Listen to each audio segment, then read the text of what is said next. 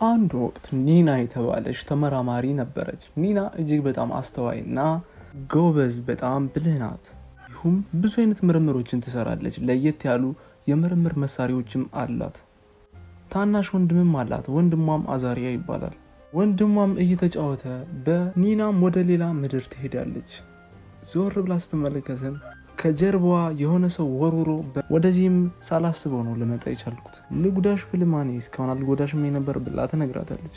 ኒናም ስለ ራፑንዝል ታሪክ እንዳነበበች ስለ ጸጉሯም አመጣጥ ጸጉሯ የመጣ እናቷ ታማ በነበረበት ሰዓት የተሰጣት መድኃኒት ለየት ያለ ኃይል ስለነበረው ጸጉሯ እንደዚህ ሊሆን እንደቻለ በህፃንነቷም አንድ ክፉ ጠንቋይ ሰርቃ እንደወሰደቻት የወሰደቻትን ምክንያት ያቺ ክፉ ጠንቋይ የራፑንዝልን ጸጉር በመጠቀም እድሜዋን ለማርዘም ነው። ምክንያቱም የራፑንዝል እናት እሷን አርግዛ በነበረበት ጊዜ ታማ ስለነበር የተሰጣት አስማተኛ መድኃኒት ልዩ ኃይሉን ለራፑንዝል ስላጋባባት ራፑንዝልን በመጠቀም ይቺ ክፉ ጠንቋይ ራሷን ትንከባከባለች።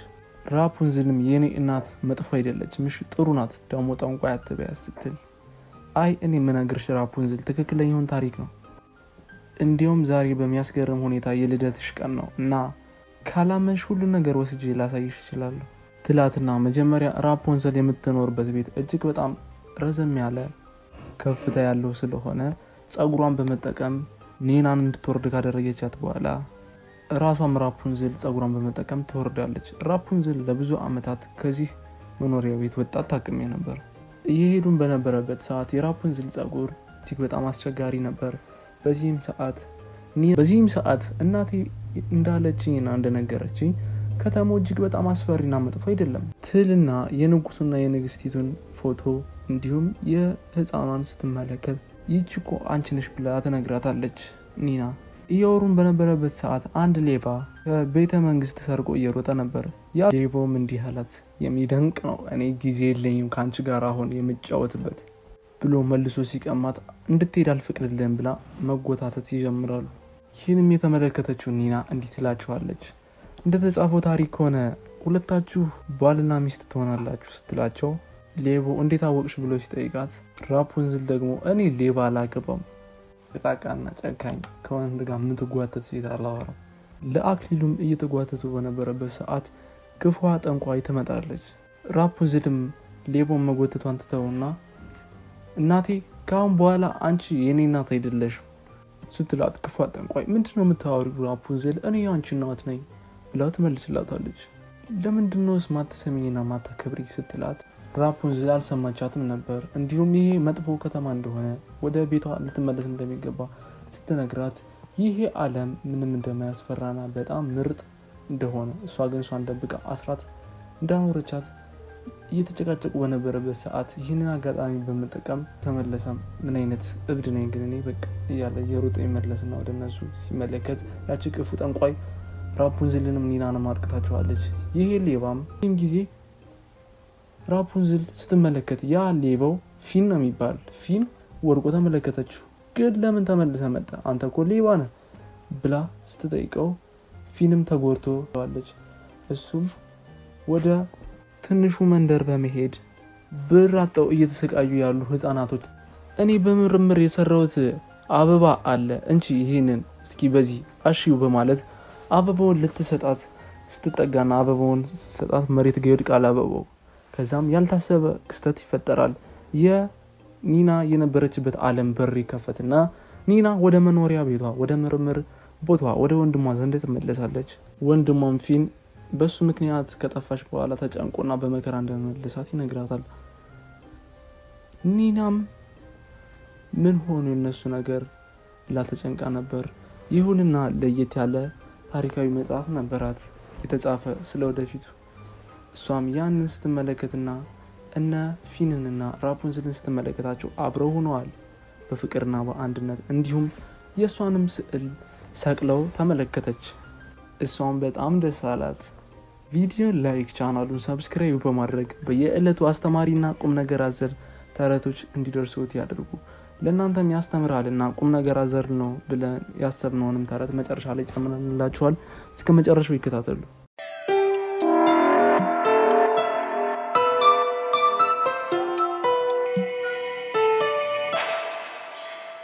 ቪዲዮን ከመጀመራችሁ በፊት ላይክ ቻናሉን ሰብስክራይብ አድርጉ እንዲሁም VPN ማገናኘታችሁን እርግጠኛ ሁኑ። በአንድ ወቅት ፒተር ፓን የተባለ ህፃን ልጅ ነበር። የሚኖረውም ከፌሪ ጋር ነው። ፌሪዋ እጅግ በጣም ትንሽ ናት። ከሷም ጋር ጫካ ውስጥ በፍቅር በአንድነት አብረው ይኖራሉ። ፌሪዋ ልዩ ኃይል ነበራት። እናም አንድ ጓደኛዬ ላስተዋውቅሽ በማለት ወደ ጓደኛው ዊንዲ ቤት ይዟት ይሄዳል። ወደ ጓደኛው ዊንዲ ቤትም ከደረሱ በኋላ በመስኮት ይገባሉ። በመስኮትም ከገቡ በኋላ ዊንዲ ጋር ሲገናኙ ይተቃቀፋሉ። እንዲሁም የዊንዲ ታናሽ ወንድሞቿም ነበሩ። ዊንዲንና ወንድሞቿን ልክ እንደ ፒተር ፓን ያደስ ብሏቸው ነበር። ከዚህ በፊት እንደዚህ አይነት ነገር ተመልክተውም ሆነ አድርገው አያውቁም። እነ ፒተር ፓን ከሚኖሩበት ጫካ ጎን አንድ ትልቅዬ ሐይቅ አለ። እዛ ሐይቅ ላይም ካፒቴን ሁክ ከአገልጋዮቹ ጋር ነበረ። እንዲሁም ሐይቁ ተመችቷቸው በሰፊው እየተንቀሳቀሱበት ነበር። አንደኛው አገልጋዩም በአጉሊ መነጽር ወደ ሰማይ ሲመለከት እነ ፒተር ፓንን ይመለከታቸዋል። በዚህም ሰዓት አለቃ አረ ጉድ ነው ተመልከት ያ በባለፈው ተንኮል ሰርቶ ለአዞ ሊያስበላህ የነበረው ህፃን ተመለከትኩት ሰማይ ላይ እየበረረ አረ ጉድ ነው ተመልከትማ ሲለው ካፒቴን ሁክም በአጉሊ መነጽሩ ሲመለከት ፒተር ፓንና ጓደኞቹን ተመለከተ። ከዛም እጅግ በጣም ደስ አለው። ምክንያቱም ፒተር ፓንን የሰራበትን ተንኮል መበቀል ስለሚፈልግ ነበር። በዚህም ሰዓት ለአገልጋዮቹ አሁኑኑ መድፉን ለኩሱልኝ አስተያየታችሁ ወደነሱ በማለት መድፍ ያስተኩስባቸዋል። ፒተር ፓንም እንዳጋጣሚ ተመልክቶት ዊንዲን እቅፍ በማድረግ ሌሎችንም ያተርፋቸዋል። ይህንንም የተመለከተችው ፌሪ እጅግ በጣም ተናዳለች። ምክንያቱም ፒተር ፓን ከዊንዲ ጋር ያለው ግንኙነት ከፍ ስላለ ነው። ፌሪዋም እጅግ በጣም ፒተር ፓንን ስለምትወደው ነበር።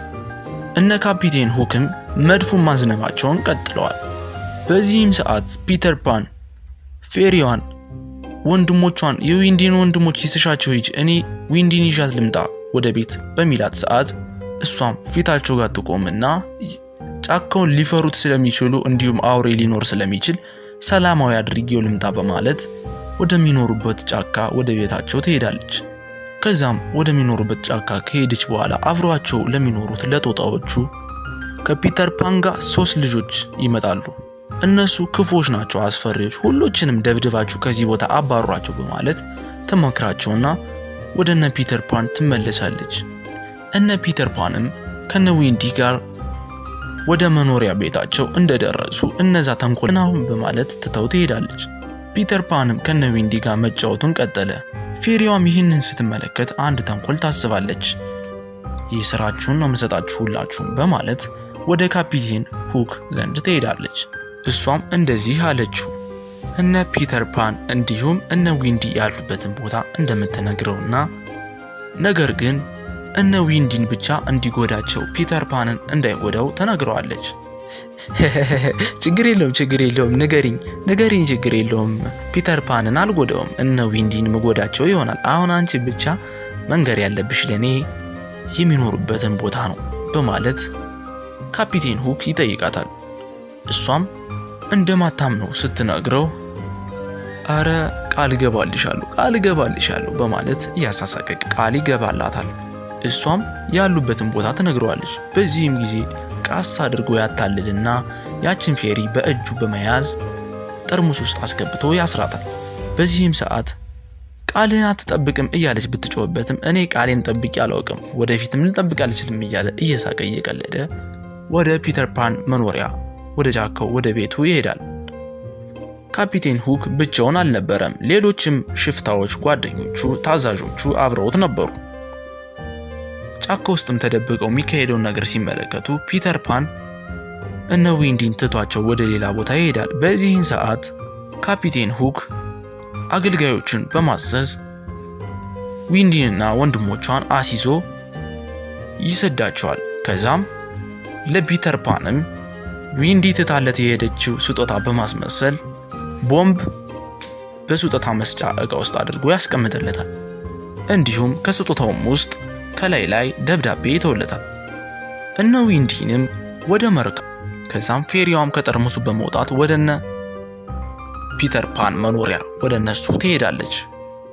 ስትደርስም ፒተር ፓን ቤቱ ጋር ደርሶ ስጦታውን እየተመለከተ ለራሱ እንደዚህ አለ።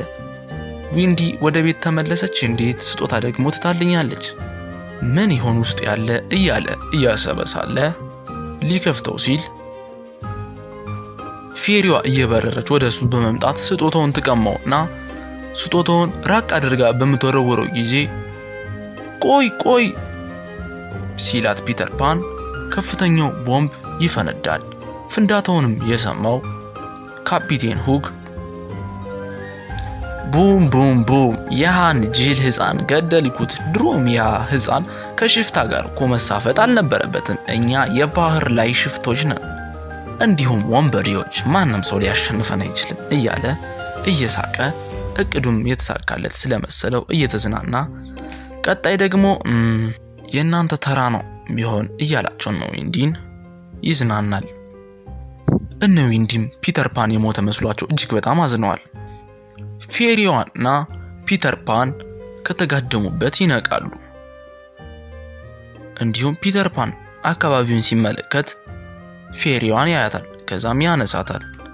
በዚህም ሰዓት ፌሪዋ እጅግ በጣም ይቅርታ ትጠይቀዋለች። እሷም ስለምትወደው እንደሆነና ነገር ግን እንደዚህ ማድረግ እንዳልነበረባት ታስረዳዋለች።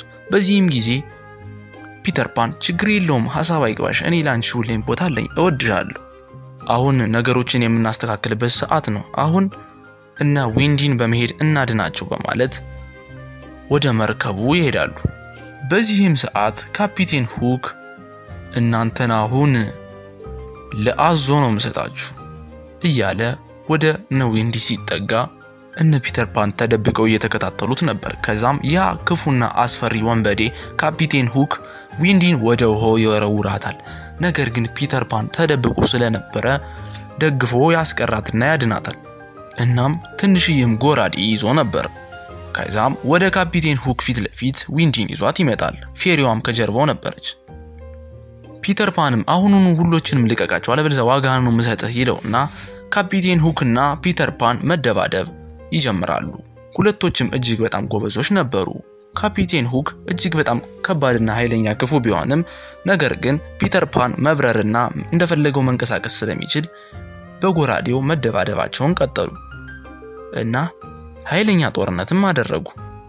ካፒቴን ሁክም ፒተርን ለመማታት ሲሮጥ እጁ ጋር ያለው ብረት እንጨት ጋር ይሰካበታል። በዚህም ሰዓት ፒተር ፓን እየሮጠ በመሄድ የካፒቴን ሁክን አንደኛውን አገልጋይ በመምታት ውሃ ውስጥ ይከተዋል። ከዛም የዊንዲን ወንድሞች ነፃ ያወጣቸዋል። ዊንዲም እየሮጠች አንደኛውን የቀረውን ወፍራሙን ውሃው ውስጥ ተጨምረዋለች። እድለኛ ስለነበር ግን ትንሽዬ ጀለባ አግኝቶ ይተርፋል። እንጨቱ ጋር የተሰካውንም እጁን በማውጣት ካፒቴን ሁክ አንተ ፈሪ ህፃን ሁሌ በቃ መብረር ነው ስራ፣ እስኪ እንደ ወንድ ልጅ ፊት ለፊት እንጋፈጥ፣ ፊት ለፊት ግጠመኝ ሳትበር ሲለው ፒተር ፓንም እሺ ይልና ይስማማሉ። ከዛም ኃይለኛ ፍልሚያም ያደርጋሉ። ነገር ግን ፒተር ፓን መብረር ስላልቻለ ቃልም ስለገባን እንደማይበር አቅም ያጥረውና በካፒቴን ሁክ ተሸንፎ ጎራዴውን ጥሎ ይወድቃል። በዚህም ሰዓት ጎራዴውን ፒተር ፓን ላይ ይደቅንበትና አሁን ልትሞት ነው እያለው ሳለ የሽፍቶችን ትልቅ ባንዲራ ፒተር ፓን ጎኑ ጋር ያገኛል። ያንንም በመጠቀም ካፒቴን ሁክን በመጥለፍ በዛ ጠላልፎ ያስረዋል። እናም ወጥመድ ውስጥ ማስገብቶ አስሮ ያቆመዋል። በዚህም ሰዓት በወጥመድ የታሰረው ካፒቴን ሁክ እኔ ሽማግሌ ነኝ እንደምትመለከተኝ፣ ያው ሽፍታ በሆንም እባክህ ህይወቴን አድንልኝና ከዚህ ቦታ ተመልሼ አልመጣም፣ መጥፎ ነገርም የምሰራ አይሆንም። ፒተር ፓንንም በብረቱ ወግቶ ሊገለው ሲል ፒተር ፓን አልተመለከተውም። ነገር ግን ፌሪዋ ስላየችው እየሮጠች በመሄድ ብረቱን ትይዘዋለች። ከዛም ፌሪዋን ይመታትና ይጥላታል። ይህንንም የተመለከተው ፒተር ፓን በመናደድ ያን ክፉና ሽፍታ የሆነውን ካፒቴን ሁክ ዘሎ በርግጫ በመምታት ውሃው ውስጥ ይከተዋል። በዚህም ሰዓት አንድ የተራበ አዞ ነበር። ያም ውጦ ካፒቴን ሁክን ይበላዋል። ፒተር ፓንም ሩጦ በመሄድ ፌሪዋን ያነሳትና ደናንሽ በማለት ሲገሰቅሳት ተርፋለች፣ አልሞተችም ነበር።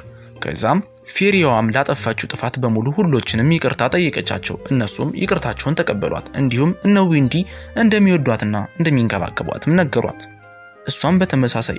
ከዛም እነ ዊንዲን ወደ ቤታቸው መልሰው በሰላም ተሰናበቷቸው።